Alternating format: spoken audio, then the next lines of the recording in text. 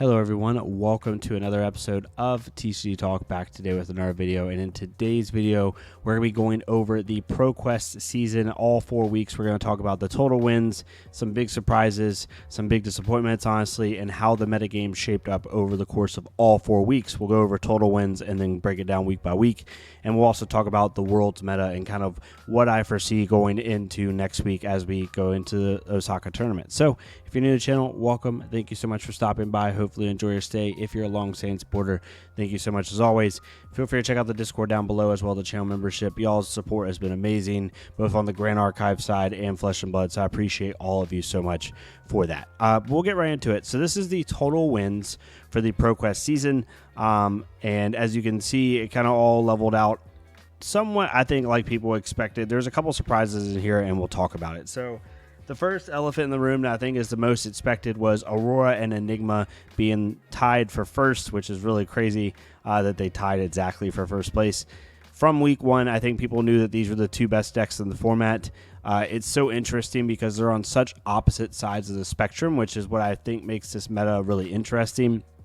You have an aggro deck that can be flexible when it needs to be, but for the most part, it's very aggressive leaning, wants to try to ask the question more so than answer it. And then you have Enigma, which is very controlling, very value-based, again, answers the question more than asks it. So if you're not playing one of these two decks, but you need to prep for both of them, it can get a little bit difficult because they can play on two completely different axes. You have certain cards like Weakest Link and stuff that can affect them, but for the most part, you have to basically prep for two sides of a triangle, so to speak, which can be a little bit difficult. Viserai, I think people knew was going to be pretty good. Viserai ended up placing second at 44 wins. I think people knew Viserai was going to be a good deck. I don't think people realized it was going to be tied for second good, or basically third, right? Good. So really exciting to see that. I think the biggest surprise for me of the ProQuest season was Florian. I knew Florian was a good, solid deck, but I don't think anyone expected Florian to be tied for third in terms of wins, up there with New and Viserai and stuff like that. And it was really funny because week to week, people were kind of expecting Florian to slowly drop off, and it never really did. It had really consistent results every single week, which we'll show here in a second with the week breakdown. New stayed up there in the top 5 decks at 40 wins. Azalea, Dash.io. I wouldn't say Dash.io was disappointing by any means. I definitely expected her to rise up a little bit more in week 3 and week 4 once she got her new tools and paper. I think it's two sides of the evaluation, where one, the deck is very difficult to play. It's one of the most difficult aggro decks that we've had in the game. And the second thing is it's but it's reasonably techable. You have stuff like Erase Face, Weakest Link, Disruption stuff like even like Humble if you wanted to use it, even though that's not as popular. Command and Conquer, Censor, things like that, ways to kind of really affect your opponent and affect the Dash.io. So when you couple that with a deck that's very hard to pilot, I can see why it didn't quite explode like people thought it was going to. Then we have Zen, Tamer of Purpose. I think people just forgot about Zen after the ban. Zen has now moved to a very good mid-range deck that looks to combo in the late game and kind of finish you off. Just not as drastic as it was before, but it's an extremely good pick, and I think one of the more underrated picks going into Worlds. And then if someone would have told me that Kano and KO would have the same amount of wins at this point in ProQuest season back in Heavy Hitters, I would have told you were crazy.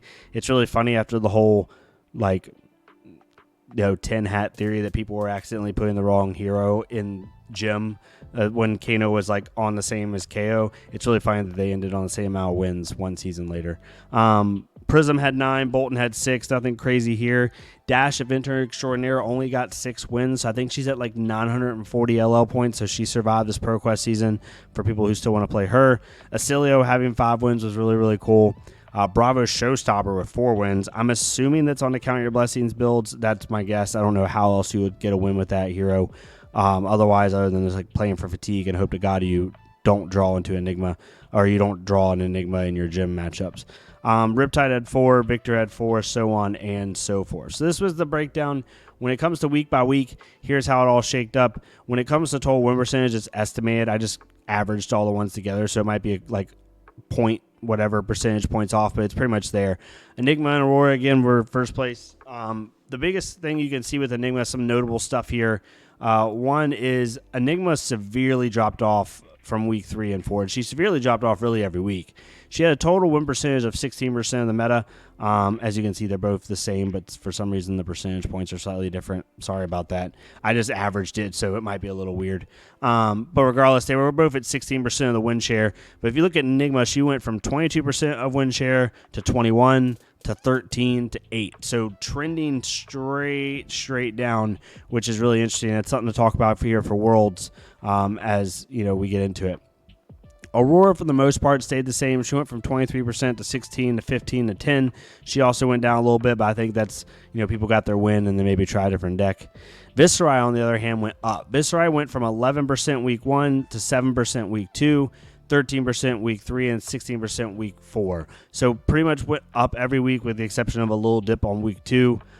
Florian, again, I think gets the consistency award, being at 9%, 7%, 11%, Florian, I totally just messed that up, had 7%, 11%, 10%, 10%. So within a percentage point of each other the last 3 weeks.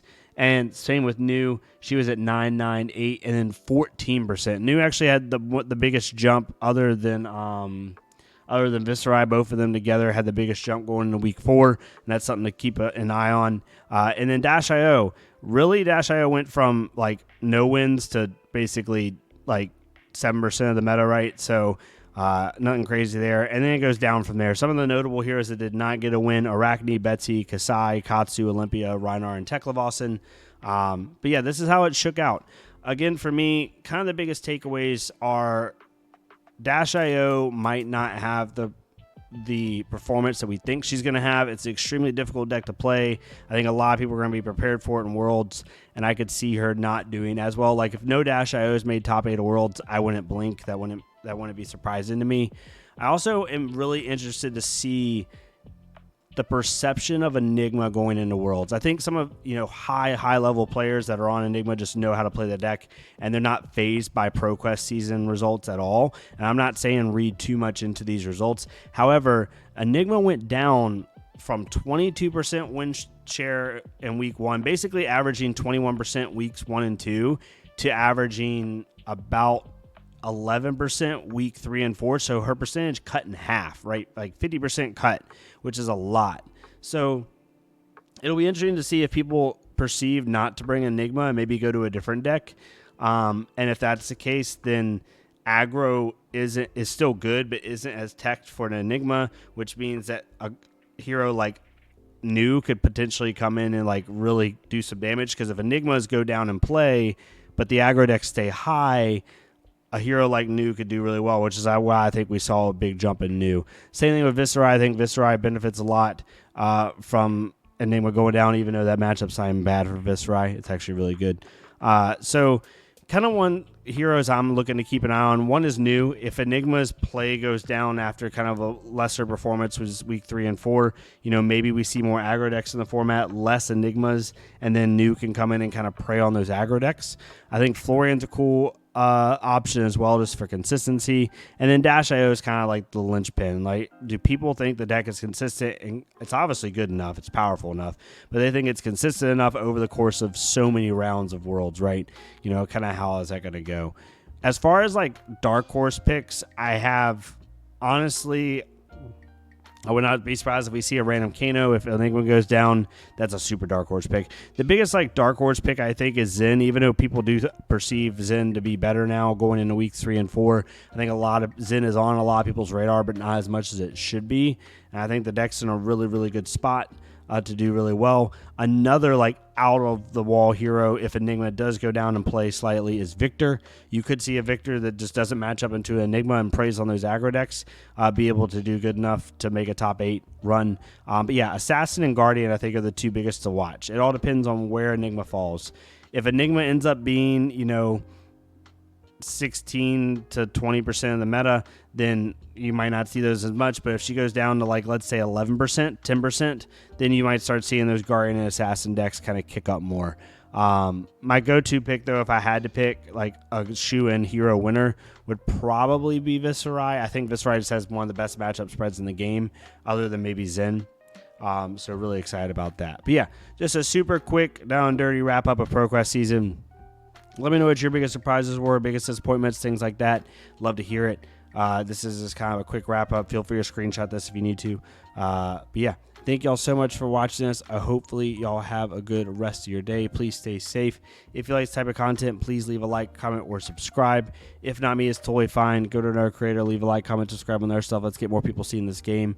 And yeah, I'll see y'all next time on TCG Talk. Thank y'all so much.